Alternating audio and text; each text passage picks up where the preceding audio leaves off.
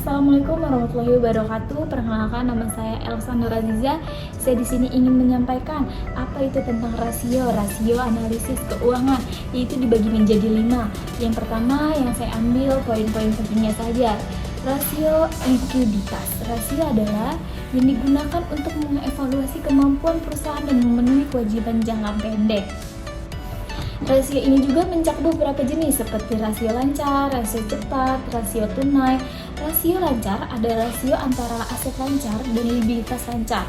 Rasio cepat adalah rasio antara aset lancar dikurangi persediaan dan likuiditas lancar. Rasio tunai adalah rasio antara kas dan likuiditas lancar. Semakin tinggi rasio likuiditas, semakin baik kemampuan perusahaan dalam memenuhi kewajiban jangka pendek. Yang kedua, ada rasio solvabilitas. Rasio ini adalah ukuran kemampuan perusahaan untuk memenuhi kewajiban jangka panjang. Rasio ini dihitung dengan berbagi total aset perusahaan dengan total kewajibannya. Penjelasannya, rasio solvabilitas juga dikenal sebagai rasio ekuitas, adalah ukuran likuiditas jangka panjang. Rasio ini memberikan gambaran tentang seberapa besar perusahaan dapat memenuhi kewajiban jangka panjang. Rasio ini dihitung dengan berbagi total aset perusahaan, total kewajibannya. Jika rasio solvabilitas tinggi, ini menunjukkan bahwa perusahaan memiliki kemampuan yang baik untuk memenuhi kewajiban jangka panjang. Sebaliknya, jika rasio solvabilitas ini rendah, menunjukkan bahwa perusahaan mungkin mengalami kesulitan memenuhi kewajiban jangka panjang. Yang ketiga, ada rasio probabilitas. Rasio probabilitas adalah ukuran yang digunakan untuk efisien perusahaan dalam menghasilkan laba. Ada beberapa jenis rasio probabilitas, termasuk margin laba bersih, margin laba kotor, dan rasio laba terhadap aset. Penjelasannya, rasio probabilitas adalah alat yang digunakan oleh analis dan memangku kepentingan lainnya untuk mengevaluasi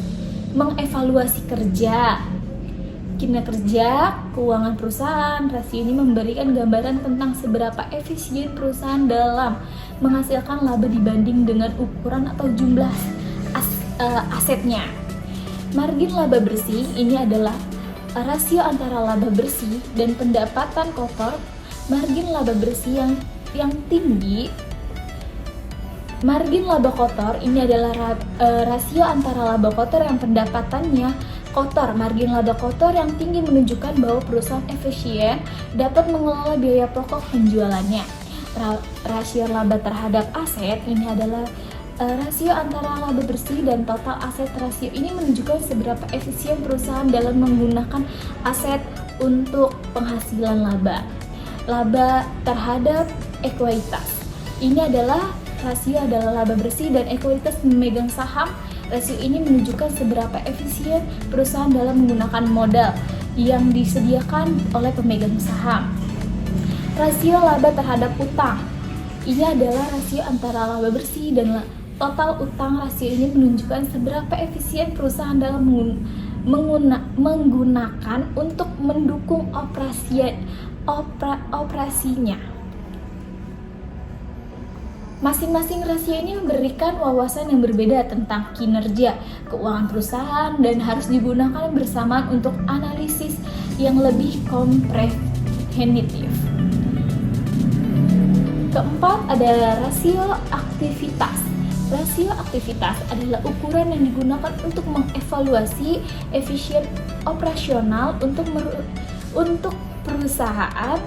Rasio ini mengukur seberapa efisien perusahaan dalam menggunakan aset untuk menghasilkan pendapatan.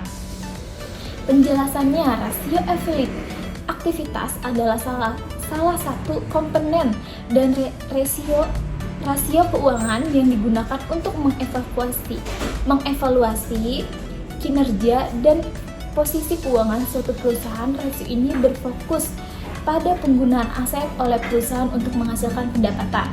Ada beberapa jenis rasio aktivitas yang umum digunakan seperti rasio perputaran aset, rasio perputaran persediaan, rasio pemutaran piutang, Dan rasio permutaan aset mengukur seberapa sering perusahaan menjual dan mengganti aset dalam setahun, dihitung dengan pembagi penjualan dengan rata aset. Rasio perputaran persediaan mengukur seberapa penting perusahaan menjual dan mengganti persediaan dalam setahun, dihitung dengan membagi penjualan dengan rata-rata persediaan. Rasio perputaran piutang mengukur seberapa cepat perusahaan mengumpulkan uang penjualan kredit, dihitung dengan membagi penjualan dengan rata-rata piutang. Masing-masing rasio ini memberikan wawasan yang berbeda tentang efisien operasional perusahaan, dapat digunakan untuk membantu keputusan yang lebih tepat. Yang kelima ada rasio pasar. Rasio pasar adalah ukuran yang digunakan untuk mengevaluasi kinerja dan stabilitas perusahaan. Rasio pasar dapat mencakup berbagai jenis, seperti rasio harga terhadap pendapatan P atau per, rasio harga terhadap buku P per B, dan rasio harga terhadap arus ke P per CF. Penjelasannya, rasio pasar adalah alat yang digunakan untuk analisis, untuk mengevaluasi kinerja dan stabilitas perusahaan. Rasio ini dapat memberikan gambaran tentang seberapa mahal harga saham perusahaan dibandingkan dengan pendapatan buku atau urusan jasa, urusan kas. Dan perusahaan, misalnya rasio harga terhadap pendapatan P per E adalah rasio antara harga saham dan pendapatan per saham. Rasio ini dapat memberikan gambaran tentang seberapa mahal investor persediaan pembayaran untuk setiap dolar mendapatkan per saham. Rasio harga terhadap buku P per B adalah rasio antara harga saham dan nilai buku perusahaan. Rasio ini dapat memberikan gambaran tentang seberapa mahal investor persediaan membayar untuk setiap dolar nilai buku perusahaan. Rasio harga terhadap arus kas P per CF adalah rasio antara harga saham dan arus K per saham. Rasio ini dapat memberikan gambaran tentang seberapa mahal investor bersedia membayar untuk setiap dolar arus ke persahaman. Sekian dari saya. Wassalamualaikum warahmatullahi wabarakatuh. Maaf bila ada perkataan yang kurang tepat untuk penjelasan tentang rasio ini. Sekian, terima kasih.